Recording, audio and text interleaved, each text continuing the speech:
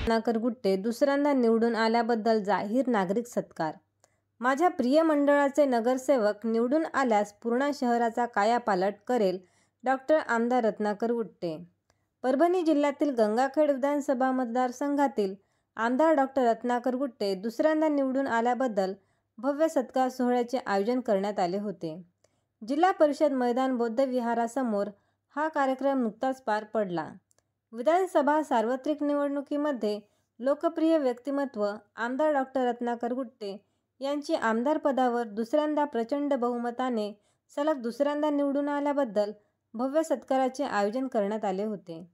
कार्यक्रमाचे अध्यक्ष माजी सरपंच साहेबराव वाटोळे, अखिल भारतीय भिक्खू संघ सत्कारमूर्ती आमदार डॉक्टर रत्नाकर गुट्टे, गंगाखेड विधानसभा मतदारसंघ प्रमुख पाहुणे रवी कांबळे, जिल्हा सरचिटणीस डॉक्टर आमदार रत्नाकर गुट्टे मित्रमंडळ परभणी, ॲडव्होकेट जितेंद्र सोनसळे, विधी अधिकारी G7 शुगर लिमिटेड गंगाखेड, तालुका प्रभारी बंटी कदम, कृषी उत्पन्न बाजार समिती ताळकळस, बालाजी रुद्रवार ताळकळस सर्कल प्रमुख बोकारे मुकुंद भोळे, मास्टर अनिल कांबळे, मधुकर गायकवाड, अनिल खर्ग खराटे, ॲडव्होकेट हर्षवर्धन गायकवाड, धम्मा जोंधळे, सुरेश कसबे, राहुल पुणगे, राजकुमार सूर्यवंशी, अजय गायकवाड, विशाल कांबळे, मनोज खिल्लारे, ॲडव्होकेट राहुल कांबळे, अनिल शेळके, विजय सोनुले, सचिन वाहुळे, अजय पुणगे, आनंद कनकुटे, हर्षद राजभोज, यश पुणगे, कुंदन ठाकूर, संकेत कांबळे. कार्यक्रमाचे सूत्रसंचालन धम्मपाल वहिवळ. आभार ॲडव्होकेट जितेंद्र सोनसळे यांनी केले. कार्यक्रमामध्ये उपासक उपासिका, कार्यकर्ते इत्यादींची उपस्थिती होती. दिली पुढच्या 5 वर्ष तुम्हाला ती जबाबदारी द्यावी लागणार. निवडणूक झाल्या, माझ्या माईला बापाला वाटायचं की माय बाळासाहेबांचं सिलेंडर आहे, बाळासाहेबाला बैमान व्हायचं नाही, मतदान द्यावं लागतं. बऱ्याच लोकांना वाटलं माय पूर्णेचा माणूस थांबलाय, त्याला मतदान द्यावं लागतंय. तर माय मायला वा, या रामभाऊच्या पोरानं घेतलेला निर्णय विकासाला होता. एकीकडे ओबीसी SC ST ओबीसीचं राजकारण, एकीकडे 1 मराठा लाख मराठ्याचं राजकारण. या परिस्थितीमध्ये आम्ही रत्नाकर काका गुट्टे यांच्या मागे गेलो. काका निवेदनात मागण्या आल्या, पण माझ्या पद्धतीच्या वेगळ्या मागण्या असतात. मायमावल्या रत्नाकर काका गुट्टे यांना पाठिंबा देत असताना खूप महत्वाच्या मागण्या मागल्या होत्या. ॲडव्होकेट सोनसळे साहेबांनी सांगितले की 2005 पासून काका सगळ्यात पहिले त्या ओव्हरब्रिजचा प्रश्न पहिले मार्गी लावा. आमच्या लहान लहान लेकरं मायमावल्या लेकरं घेऊन शाळा तिकडे सोडायला येतात, लय मोठा प्रश्न आहे. आणि बोलले गँगकोटाचा प्रश्न. अरे गँगकोटर मध्ये माझी माय, माझा आज्या, माझा पंजा नेलाय हो, आणि ते गँगकोटरांच्या नावाने नाही. सिद्धार्थनगरचा भाग असूनही त्याचं नाव गँगकोटर. आणि आम्ही काय गँगवाले आहेत का? ते डॉन गँगवाले गँगकोटर, त्याचं नाव लवकरात लवकर बदलावं आणि तो सिद्धार्थनगरचा भाग व्हावा, यासाठी काका तुम्हाला काम करावं लागणार. साक्षी मानून साक्षी ठेवून मी मला या मार्च मध्ये शब्द देतो की हा पूल या मार्च मध्ये केला जाईल आणि या बजेट मध्ये घेतला जाईल. आणि हा बहुतेक मी शब्द दिलेला आहे अगोदर, आणि सर्वांना शब्द दिलेला आहे. माझ्या निवडणुकीच्या अगोदर पण तुम्हाला शब्द दिलेला आहे, निवडून आल्याच्या नंतर पण तुम्हाला हा शब्द देतोय की पहिल्या बजेटमध्ये हा पूल घेतला जाईल. की बाळासाहेब आंबेडकर आपलं सर्वस्वी नेतृत्व आहे आणि आपण सर्व त्यांना मानणारे सर्व आपण अन्वय आहात.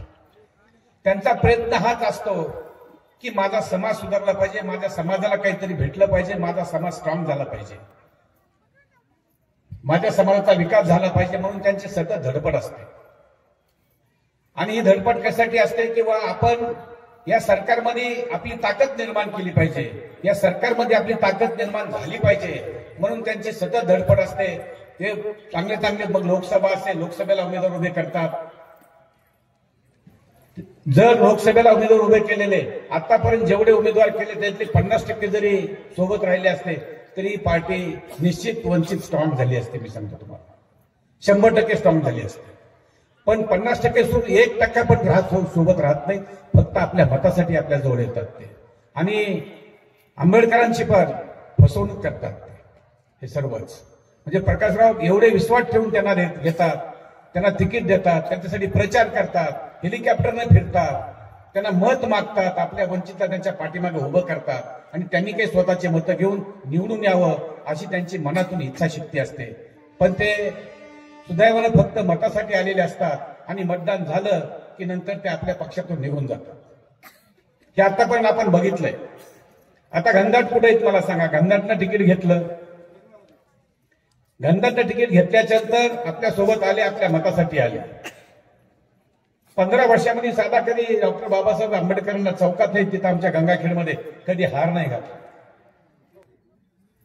कधी डॉक्टर बाबासाहेब आंबेडकरांचा कधी फोटो नाही लावला, कधी ऑफिसमध्ये कधी फोटो नाही लावला. पण त्यांनी तिकीट घेतलं, फक्त मतासाठी घेतलं. मतदान झालं, आता ते गेले. आता मला मी निवडणूक लढणार नाही. आणि माझे सर्व काही जे लोक आहेत ते सर्व लोक या फलाण्याच्या मागे त्याला सांगितलं की यांच्या मागे तुम्ही राहा. मी नाव घेत नाही आता. म्हणजे असं आतापर्यंत जर बघितलं, पुण्याचे एक आपल्याजवळ आले होते, आपल्या पार्टीमध्ये आले होते, वंचितकडे उभा राहिले, 2-3 लाख मतं घेतले. आता मला वाटतं परत कुठे गेले ते सैन्यामध्ये का कुठेतरी गेले, आणखी मला कुठल्या तरी दुसऱ्या पक्षात गेले. अशी परिस्थिती आहे. म्हणून मला एकच म्हणायचंय, मला बौद्ध समाजाला समजवायचंय की मी मागच्या माझ्या निवडणुकीच्या आधी माझं भाषण जर आपण बघितलं तर मी त्या भाषणामध्ये पण मी आपल्याला हे सांगितलेलं आहे, जे सोय करील तो सोयरा, जो सोय करतो तो आपला सोयरा आहे असं समजायचं कधी नाही. आणि मी शपथ खाल्लेली आहे त्यावेळेस की या मतदारसंघामध्ये एकही गाव असं बुद्ध विहार जिथं नाही तिथं बुद्ध विहार मी केल्याशिवाय राहणार नाही. प्रत्येक गावामध्ये जिथं जिथं नाही तिथं मी अण्णाभाऊ साठेबद्दलही सांगितलंय की अण्णाभाऊ साठेचं जिथं जिथं सभागृह नाही तिथं मी अण्णाभाऊ साठेचं सभागृह उभं करणार. आणि जिथं आपल्या समाजाला काय समजनभूमीला जागा नसते, जागा आहे तर समजनभूमी तिथं ठीक नसते, जायला रस्ता नसतो, अशा अनेक म्हणजे परिस्थितीला आपल्याला समोर जावं लागतं. म्हणून प्रत्येक आपल्या गावाला स्मशानभूमी निश्चित ती स्मशानभूमी केली जाईल, बुद्ध समाजासाठी स्मशानभूमी दिली जाईल. या स्मशानभूमीला जर जागा नसेल, ती जागा कशी सरकारची असेल, ती कशी सरकारकडून जागा घेता येईल, आणि ती जागा नसेल ती जागा आपल्याला कशी विकत घेता येईल, आणि विकत घेऊन ती जागा कशी स्मशानभूमी करता येईल ते आपण करता येईल. मी बुद्धविहारचं सांगितलं तुम्हाला, प्रत्येक ठिकाणी मातंग समाजाच्या बाबतीत सांगितलं की तुम्हाला तिथेही मी आम्हाला सभागृह देणार आहे. मी स्मशानभूमीचं सांगितलं आपल्याला. आणि कुठे कुठे पाण्याची व्यवस्था नाही, अशा बऱ्याचशा काही समस्या आहेत. कुठे लाईटीची व्यवस्था नाही, लाईट नाही. त्या समजा आपण आपली जे गल्लीमध्ये राहतो, भीमनगर असेल, कुठलं नगर असेल तिथे राहतो, लाईटीची व्यवस्था नसते.